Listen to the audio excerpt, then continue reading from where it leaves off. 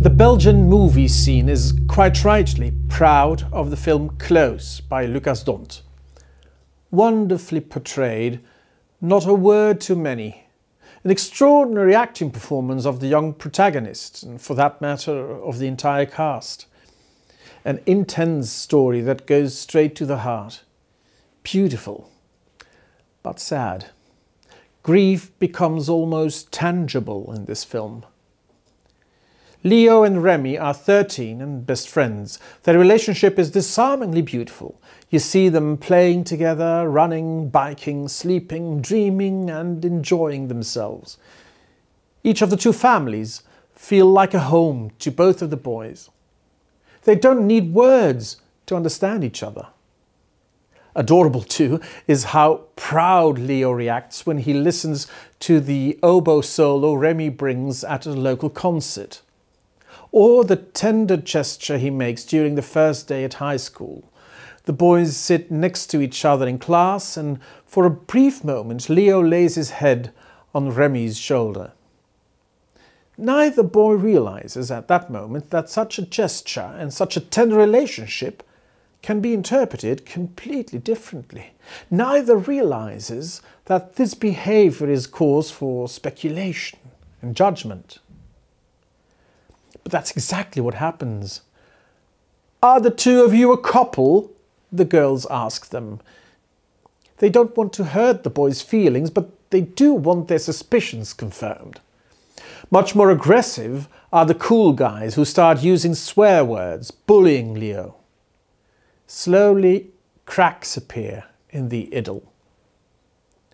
This is not just the story of two boys, or the story of children who have to find their place in the sometimes hostile environment of their peers at school. A general human reality is revealed here. In my opinion, this film is ultimately about the human condition. To clarify what I mean, we take a trip to the first pages of the Bible. Another one of those stories that doesn't want to tell history but expresses the human condition. Everyone has heard about Adam and Eve, man and his wife. They have a very distinct position in the world they inhabit. They're the stewards of a beautiful garden, Eden. No less than paradisiacal is their existence. The trees are enticing to see, it says, and delicious to eat from. Water is plentiful. Until recently this was not an issue in our part of the world, but the past few years we too got to know what it means when hot summers bring drought and the water table drops alarmingly. And about the human couple, the ancient text says, "They were both naked, man and his wife, but they felt no shame for each other." That's a crucial sentence. The story could have said anything about how men felt in paradise. They were happy, they felt safe, they enjoyed themselves, or whatever. But no, the most important feature of human feeling in paradise was they felt no shame. Shame is the painful emotion you experience when you believe you don't meet the standards you set for yourself or that others set for you. Frankly, it's an important emotion in building a society. Shameless behavior is destructive to the social network. At the same time, you sense how regrettable it is that this emotion has to play such an important role in our lives. How paradisiacal it would be if this were not necessary. To be able to live without fearing the judgment of others. Not being bothered by the imaginary parrot on your shoulder permanently, rightly or wrongly, scratching in your ear that you're doing a bad job, that you're a loser, that you're not good enough. How much simpler our lives would be if we didn't have to constantly watch what we say and do, and if we didn't have to wear masks that hide what we really think and feel. But that's just not the way it works, is it? The story goes that it doesn't take long for the original idyll to come to an end. Man and his wife are thrown out of paradise. Tempted to accumulate more power, they eat of the fruit reserved for the owner of the garden. Once this step is taken, immediately shame enters their lives. It says, "Now the eyes of both of them opened, and they discovered that they were naked. Therefore they stitched fig leaves together and made them into loin aprons." Peer pressure at school brings shame into Leo's life. He begins to look with different eyes at his relationship with Remy and the way they express their love for each other. It's a telling moment when the class group is lounging in the sun on a lawn. Remy lays his head on Leo's belly, until recently a completely natural move. Leo, however, realizes how this can be interpreted. Looking around, he has figured out how others might see this, and so he rolls away from Remy, who doesn't understand what's happening. What follows is the gradual dismantling of paradise. Play must give way to labour and to sports, as Leo works intensively in his parents' landscaping business and learns to play ice hockey.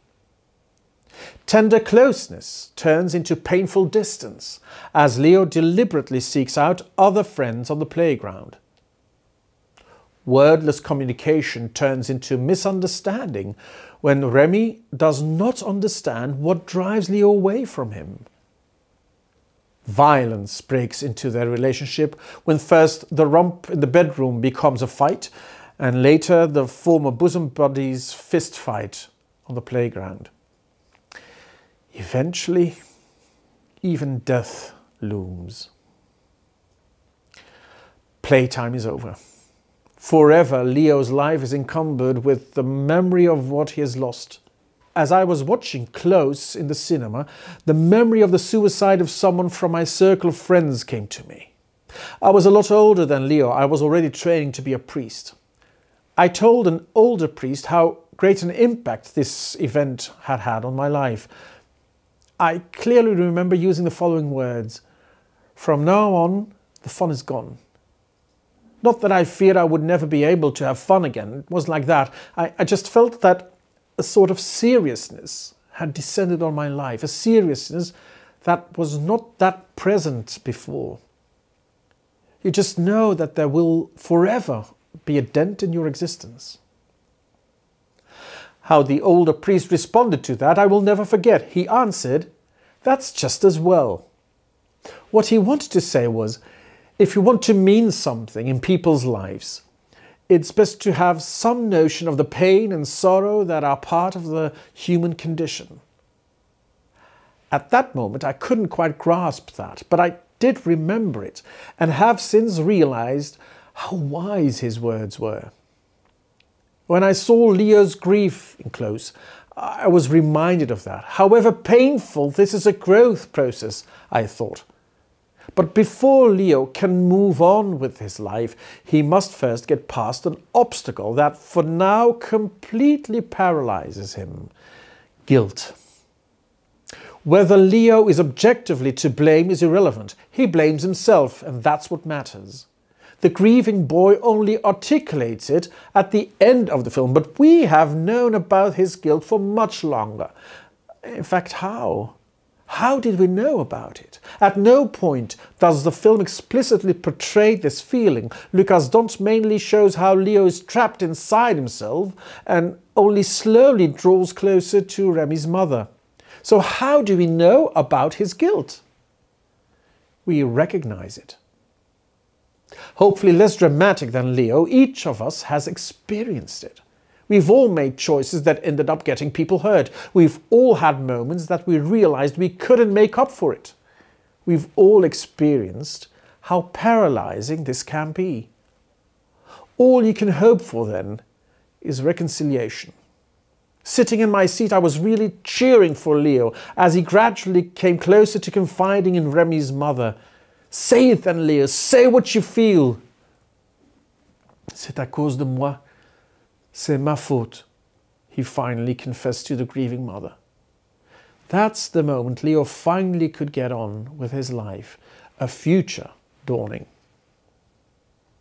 Like this wonderful film, the biblical tradition is steeped in the longing for paradisiacal innocence. The first book of the Bible starts with it, the last ends with it. In the penultimate chapter of the book of Revelation, you read of a new heaven and a new earth. All tears will be wiped away and death will be no more, it says. No mourning, no weeping, no sorrow there will be, because all the old is over. A vision that we all hope may come true. But in the meantime, our lives remain marked by shame and guilt, misunderstanding and distance, violence and death. It's a world in which we must roll up our sleeves and do the labor that lies ahead. As close biblical tradition knows the precious value of reconciliation, to stand firm in this. The prodigal son comes home and says, "C'est ma faute." And with all the love in the world, the hurting parent embraces him and they weep together. That's a life worth living.